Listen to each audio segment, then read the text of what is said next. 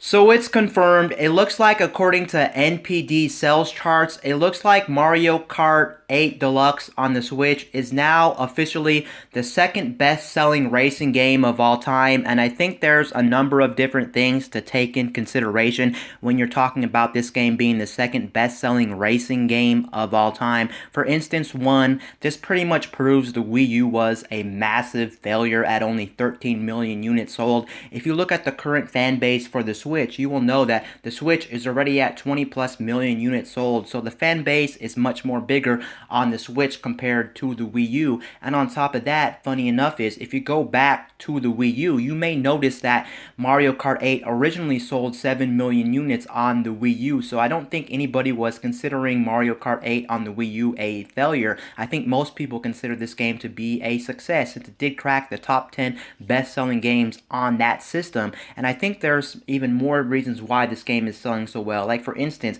Nintendo did a good job of not just porting this game over and making it feel like a cut, copy, and paste version of Mario Kart 8. They actually went ahead and added some new content. So we got some new carts, we got some new characters, but on top of that, they fixed one of the biggest issues Mario Kart 8 actually had on the Wii U, which was the battle mode. Everyone knows the battle mode on the original game was very bad, but then when they moved it to the Switch, they actually fixed the battle mode. So I think adding a couple of new content to the game, fixing the battle mode, pretty much was an incentive for a lot of people who own the game back on Wii U to rebuy this game again. And on top of that, you do have to take in consideration the new platform it's on. It's on the Switch, and of course, with new hardware, that usually means better frame rates, better visuals, and we did get that with Mario Kart 8 Deluxe. We got a little bit better visuals, slightly better performance when it comes to frame rate, because actually, if you didn't know this, there was a frame rate problem on the Wii U version of this game. Just to make this clear, there was that 60 frames per second skip, so every 1 second it was skipping one frame, and this game plays at a solid 60 frames per second. And on top of that, there is one advantage the game has on Switch, of course, compared to Wii U, is the fact you can take this game on the go, and I think that might have been enough incentive for a lot of people to actually upgrade their copy of the Wii U version over to Switch, just because you can take this game on the go now. And on top of that, I really think Nintendo did an extremely good job of actually releasing this at a very convenient time in the Switch's life cycle, because I remember when the Switch actually came out on the market, there really wasn't many games to play. There was Breath of the Wild that was a success on the Switch, but outside of Breath of the Wild, there really wasn't anything else to play on your new shiny Switch if you wanted to play a game on your Switch. We had games like 1-2 Switch, we also had Bomberman, Puyo Puyo Tetris, Binding of Isaac, but outside of those core games, there really wasn't too much to play. And on top of that, first-party titles were really scarce when it comes to the early days of the Switch. So I think releasing Mario Kart 8 Deluxe right after the Switch came out a couple of months later, I think that was a very good job, just because a lot of people wanted something new and they really didn't have all too much to play. And I think when Mario Kart 8 Deluxe came out, I think they pulled the trigger on a game they may have not wanted to buy, just because it was so dry and so barren when it comes to Switch releases, and especially first-party titles in the early days of the Switch. I think that's why a lot of more copies were sold than probably not if this game would have came out at a much more inconvenient time when a lot of Switch games were already out. But that did help the sales. Ultimately, it's actually still very crazy that this game is the second best-selling game of all time, considering this game is not even a new game. It's actually a port of a game that came out in 2014 back on the Wii U. This also kind of proves in general that racing games are a very niche audience, or the genre is very niche,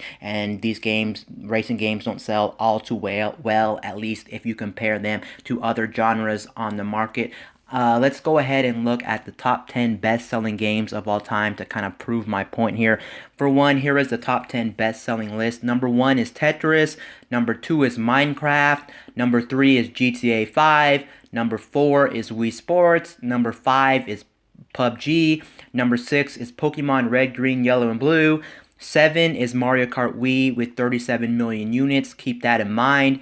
8 is The Elder Scrolls 5 Skyrim, 9 is Diablo 3, and 10 is Duck Hunt. So you can see in the top 10 best-selling games of all time, there's only one racing game on the list, and that is at number 7. We have Mario Kart Wii with 37 million units sold. So if you look at the top 10 best-selling games of all time, there's only one racing game. So that pretty much proves my point. It proves that racing games as a whole don't sell phenomenally well. Once in a while we'll get these games that sell amazingly well and things like that, but racing games don't really stand their ground, and they're really a niche thing, at least when it comes to sales figures. When it comes to releases, we have a pretty much a lot of good different racing games on the market, so that's not the problem. It's just that they don't sell extremely well compared to other genres, and it's actually quite surprising that the only other game on the top 10 best-selling games of all time that's a racing game is Mario Kart Wii with 37 million units sold. You can see that Nintendo just has that special magic with their games, and a lot of people gravitate towards their games and they make it click. And Mario Kart is an established franchise. It's been going on since the 90s, and a lot of people love this franchise. Will Mario Kart 8 Deluxe ever see the success of Mario Kart Wii, which sold 37 million units?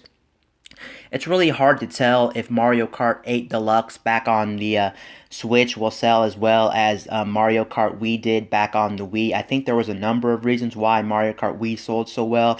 Like, for instance, it was on a platform that had well over 100 million units sold. That thing was selling like a monster when it came out. There were just so many things, I think, that made this game sell so well back on the Wii, and I don't think the Switch will ever see that success. Could it be possible? Yes, it could definitely be possible, and I could be very wrong with that. I don't want to eat my words there. It could definitely be close to 37 million units by the time the Switch life cycle is over, or it could even surpass that. It is possible, and every time we get new sales figures for the Switch, it always looks like Mario Kart 8 Deluxe is always selling extremely well. It just still boggles my mind how a game that was originally a 2014 release is still selling like hotcakes on a newer platform. You would think ports like this don't sell extremely well, but for some reason Nintendo just has that Nintendo magic, and for some reason this game's excelling extremely well. But to be fair, Mario Kart 8 as a whole is an extremely well game, and it definitely deserves your time and money to buy this game. Anyway, guys, this is Wayne from My Tech News, signing out.